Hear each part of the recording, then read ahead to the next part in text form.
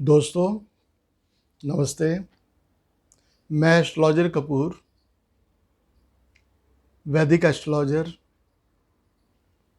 Palm reader, numerologist, psychic reader. दोस्तों मैं 35 साल से इस प्रोफेशन में हूँ और एज ए लाइफ कोच का मैं काम कर रहा हूँ और मेरी प्रेडिक्शन दुनिया की हर कंट्री में जाती है, क्योंकि जो फॉरेन के लोग हैं वो हमारी इंडियन एस्ट्रोलॉजी को बहुत ज़्यादा पसंद करते हैं। उसकी वजह यह है कि हमारी जो इंडियन एस्ट्रोलॉजी या वैदिक एस्ट्रोलॉजी है, ये बहुत ही डीप और बहुत ही वास्ट है। हम कह सकते हैं कि ये एंडलेस सब्जेक्ट है जिसका कोई अंत नहीं है, अनंत है। आप देखेंगे कि इन पे कई रिसर्च चल रही है और रोज नई से नई रिसर्च उभर के सामने आ रही है। तो दोस्तों मैं आपको एक्सप्लेन करना चाहता हूं कि क्या डिफरेंस है हमारी वैदिक एस्ट्रोलॉजी में और क्या डिफरेंस है वेस्टर्न एस्ट्रोलॉजी में। तो दोस्तों मैं आपको बताना चाहता हूं कि जो वेस्टर्न एस्ट्रोलॉजी है वो सूर्य पे आधारित है या सूर्य पे निर्भर करती है। आपने देखा होगा कि वेस्टर्न एस्ट्रोलॉजी क्या है कि उनकी जितने भी साइन हैं एक महीने के बाद बदलते हैं। जैसे मान लीजिए कि कोई आदमी 30 अक्टूबर को से लेकर 22 नवंबर के अंदर पैदा हुआ है तो वो स्कॉर्पियन बन जाते हैं। अब अंदाज़ा लगाइए एक महीना के अंदर लाखों लोग पैदा होते हैं, तो किस तरह उनके बारे में एक्यूरेट प्रेडिक्शन की जा सकती है। ओनली आदमी की नेचर पर्सनैलिटी के अलावा कुछ भी प्रेडिक्ट नहीं किया जा सकता है कि कैसा समय चल रहा है, कैसे पीछे था और कैसे आने वाला है। तो फर्क ये है कि उनकी जो एस्ट्रोलॉजी है वो सूर्य पे निर्धारित है। तो सूर्य क्या है कि आपको पता है कि हर संक्रांति को अपना राशि परिवर्तन करते हैं, तो 12 महीने में वो 12 राशियों को परिवर्तित करते हैं। अब मैं आता हूँ इंडियन एस्ट्रोलॉजी पे या हमारी वैदिक एस्ट्रोलॉजी पे, जिसका संबंध वेदों से है और ख़ास करके ऋग्वेद के साथ। तो हमारी जो वैदिक एस्ट्रोलॉजी है, वैदिक कहने का मतलब है कि वेदों से संबंधित और जो हजारों साल पुरानी है। तो दोस्तों हमारी जो वैदिक एस्ट्रोलॉजी है वो चंद्रमा पे आधारित है। आपको पता होगा कि चंद्रमा जो है हर 2 दिन 6 घंटे बाद अपना राशि परिवर्तन करता है। तो 2 दिन 6 घंटे बाद हर आदमी की राशि बदलती है। और दूसरी चीज होती है हमारे लग्न, जिसको हम एसेंडेंट भी कहते हैं। और हमारा हर एसेंडेंट 2 घंटे 15 मिनट बाद बदल जाता है, यानी कि 24 घंटे के अंदर हमारे 12 लग्न बदलते हैं। तो आप अंदाजा लगाइए कि 2 घंटे 15 मिनट बाद जिसकी किस्मतें बदल रही है वो एक्यूरेट है या एक महीने के अंदर जो पैदा हुए हैं वो एक्यूरेट है। तो वैदिक एस्ट्रोलॉजी में इसके अलावा और भी बहुत चीजें हैं। वैदिक एस्ट्रोलॉजी में देखेंगे कि हमने पूरे वर्ल्ड को 360 डिग्री के अंदर बांटा हुआ है। जो हमारा पहला घर होता है हमारी बॉडी, पर्सनैलिटी, नेचर, हमारे ऑरा का होता है। दूसरा घर जो होता है वो हमारी वाणी का होता है, हमारे फाइनेंस का होता है और हमारे कुटुंब का होता है। और तीसरा घर जो होता है हमारे भाई बहनों का होता है, हमारे कॉन्फिडेंस का होता है, हमारे पराक्रम का होता है। और चौथा घर हमारे सुख स्थान, सुख भाव का होता है। सुख भाव में माता का भाव भी आता है, हमारे ऐश्वर्य जीवन का भी आता है, हमारी प्रॉपर्टी कन्वींस का भी आता है, हमारी हैप्पीनेस, प्रॉस्पेरिटी एंड हैप्पीनेस का भी आता है। अब मैं आता हूँ पांचवा भाव।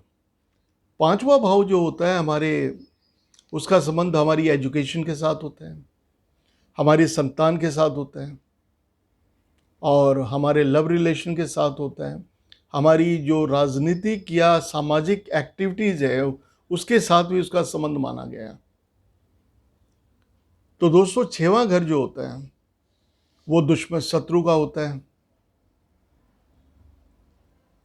कर्ज का होता है, रोग का होता है, और साथ साथ में अदालती कामों में अदालत की तरफ से मुसीबत।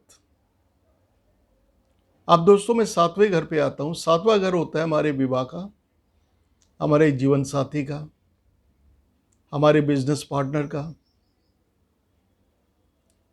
और 8वां घर जो होता है वो रोग का होता है, मृत्यु का होता है, एक्सीडेंट का होता है, और 9वां घर जो होता है हमारे पिता का होता है, हमारे अध्यात्म का, स्पिरिचुअलिटी का होता है, लॉन्ग डिस्टेंस जर्नी से होता है, दूर की यात्राओं से संबंधित होता है, और 10वां घर जो होता है वो हमारा प्रोफेशन, कैरियर, बिजनेस, हमारे मान सम्मान से संबंधित होता है, और 11वां घर जो होता है हमारे लाभ से, हमारी इच्छा पूर्ति से,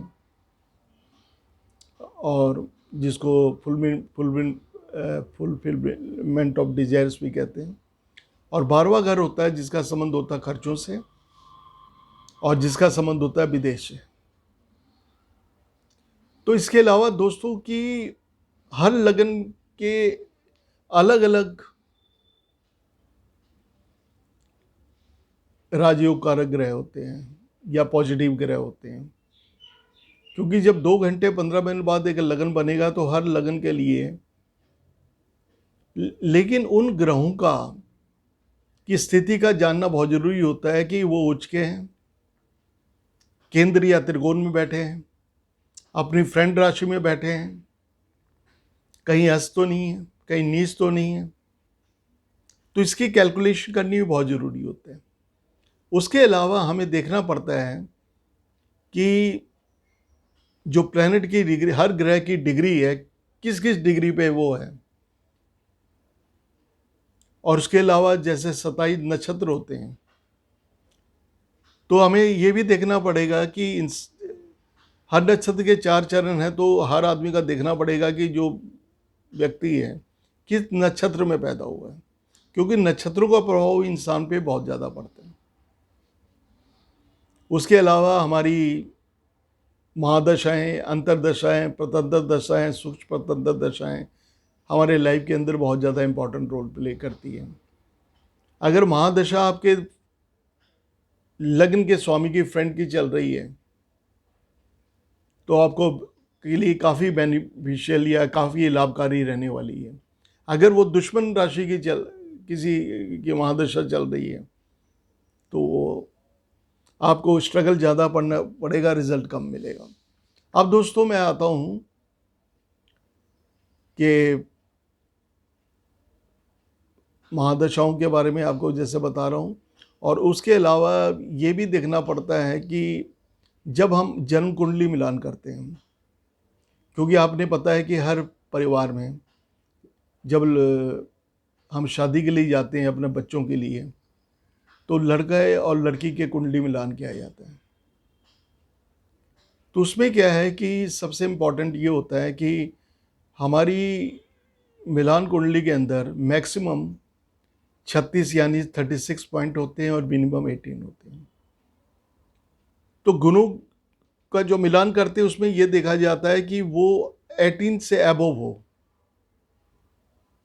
और जितने अबव होते हैं उतने बेटर हैं।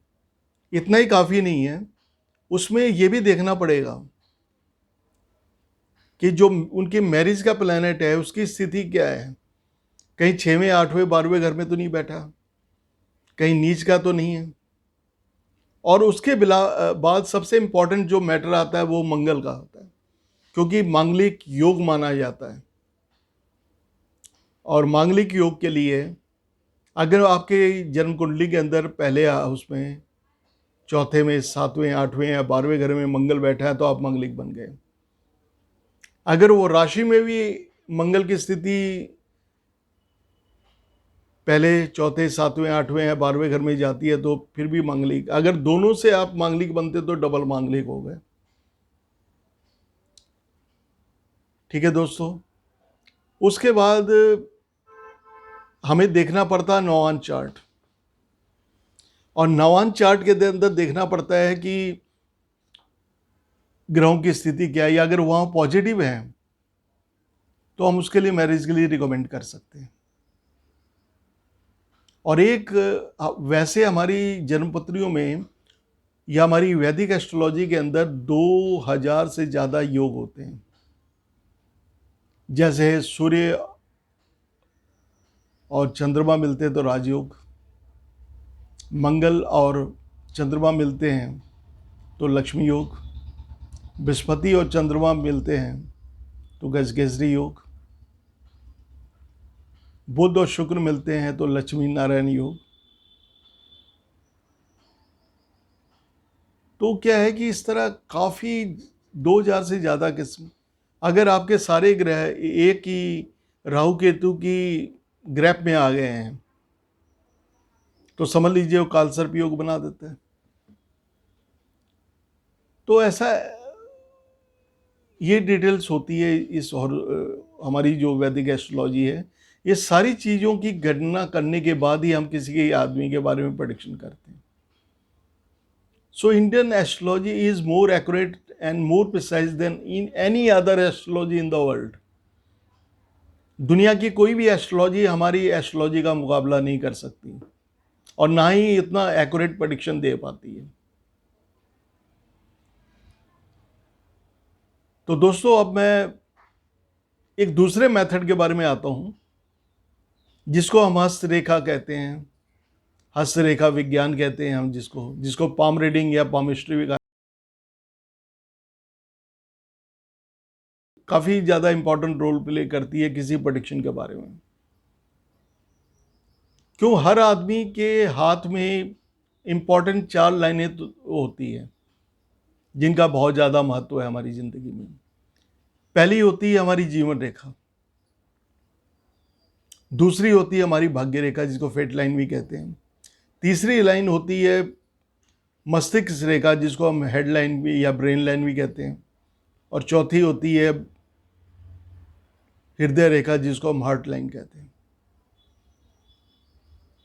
ये भी काफ़ी डीप स्टडी है, जब तक हाथ सामने नहीं आता आप किसी के बारे में प्रेडिक्शन नहीं कर सकते। तो इसमें पर्वत भी होते हैं जिसको हम माउंट भी कहते हैं। अब जैसे मैं आपको हाथ पे दिखाता हूँ, ये बृहस्पति का माउंट है, ये वाला, ये शनि का है, ये सूर्य का है, ये बुध का है, ये शुक्र का है। तो इस तरह के हर ग्रह के अपने अपने माउंट हैं। अगर आपके माउंट या पर्वत उभरे हुए हैं तो आपको बेटर रिजल्ट देते हैं, और अगर वो कहीं दबे हुए हैं तो रिजल्ट उतना कम मिल जाता है आपको। उसके बाद हाथों की साइज होता है, किसी का आर्टिस्टिक हैंड होता है, किसी का, मैंने हर हर हाथों के भी कई तरह के टाइप्स होते हैं, और जिसके द्वारा हमें फिंगर्स भी देखना पड़ता है। इसके अंदर क्रॉस भी होते हैं, इसके अंदर स्टार्स भी होते हैं, इसके अलावा एजुकेशन लाइन, मान सम्मान की रेखा भी होती है, लाइन ऑफ इंट्यूशन भी होता है, ब्रेसलेट भी होता है। तो काफ़ी डीप स्टडी है ये भी। और दोस्तों, उसके अलावा होता है न्यूमरोलॉजी जिसको हम अंक ज्योतिष कहते हैं। अंक ज्योतिष के अंदर आप देखेंगे 1 से लेकर 9 नंबर तक होते हैं, और हर अंक का संबंध हर ग्रह के साथ होता है। जैसे 1 नंबर जो है सूर्य को रिप्रेजेंट करता है जिसको सन कहते हैं। 2 नंबर जो है वो चंद्रमा को रिप्रेजेंट करता है, मून या चंद्र। 3 नंबर जो है वो बृहस्पति और जुपिटर को रिप्रेजेंट करता है। 4 नंबर राहु को रिप्रेजेंट करता है। 5 नंबर बुध यानी कि मरकुरी को रिप्रेजेंट करता है। 6 नंबर शुक्र यानी कि वीनस को रिप्रेजेंट करता है। 7 यानी कि केतु को रिप्रेजेंट करता है। 8 शनि यानी कि सैटर्न को रिप्रेजेंट करता है। 9 मंगल यानी कि मार्स को रिप्रेजेंट करते हैं। तो दोस्तों ये जो नंबर हैं ये हमारे लाइफ के अंदर बहुत ज़्यादा इम्पोर्टेंट रोल करते हैं, जो हमारी जिसके बारे में हमें पर्सनैलिटी, हमारी कार्य कौशलता कार्यकुशलता, हमारे प्रोफेशन, लकी डेट सब कुछ पता लगता है। मैं आपको बताने जा रहा हूँ कि एक आदमी 3 नवंबर 1965 को पैदा होता है।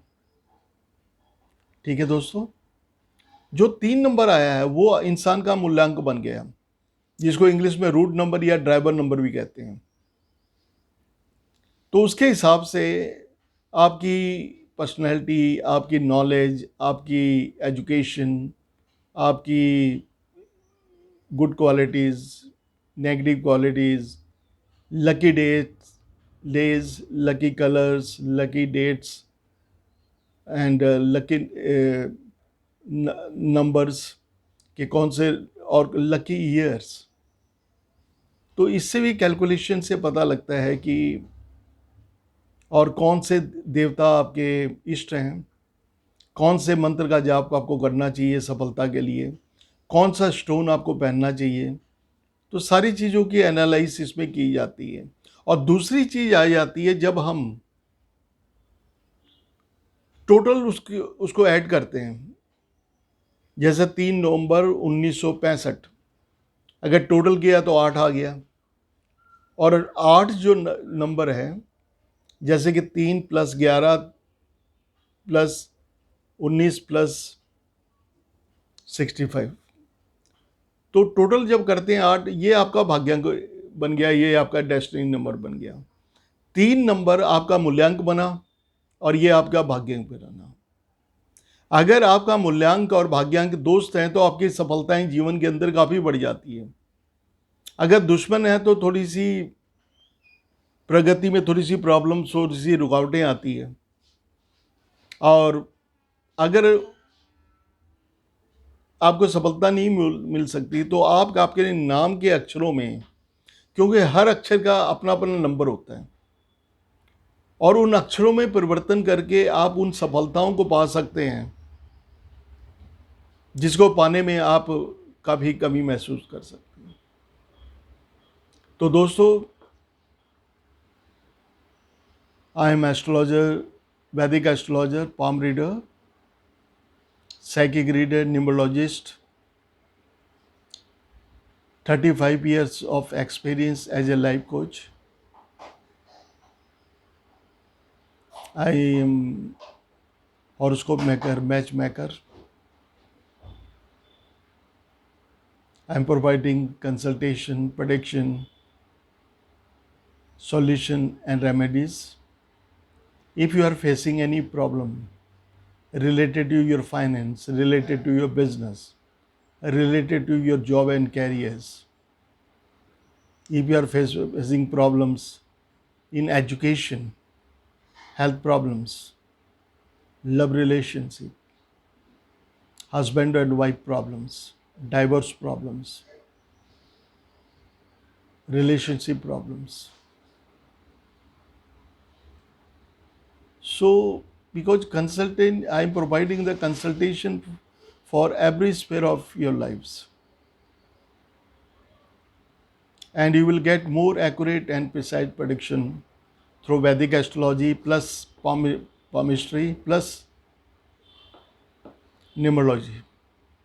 Because when we bring all together and make the analysis of everything, so we will find the more accurate and more precise prediction than any other astrology of the world.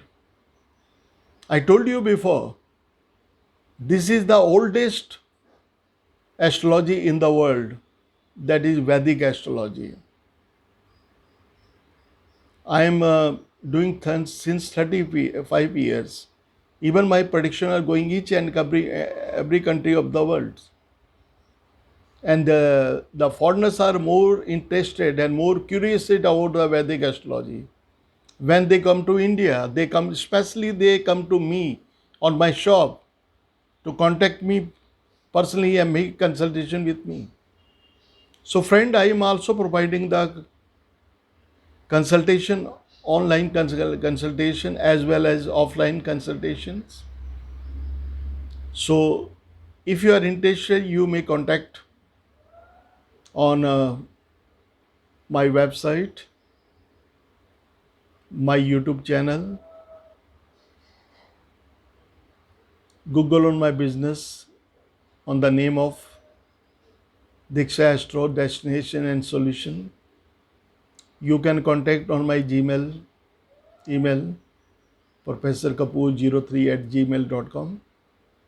Even you can contact on my Instagram, or even you can contact on my WhatsApp. My WhatsApp number is the 981-8025-969. I repeat again, 981-8025-969. So friends, if you are interested, please once you should take the experience of this Vedic astrology, and you will get the right direction to your lives, and you will get best results of your lives. You can achieve your goals, and you will go top post in the world. I mean to say, in which profession you are, you will be top in that place. You will get good finance, you will get good relationship, you will get good kids, children, you will get uh, good business stability, success, and good for destiny point of view. So, because I tell you that one thing, nobody is good and bad, everything is time. Time is good, everything is easy. Time is hard, everything becomes tough. Astrology play a role of guide, and astrology tell you how can change your lives, and it will be very helpful for you. So if you are interested, you may contact me, so I give you right direction, right solution, right remedies, right consultation, right prediction to you. Thank you very much. Namaste.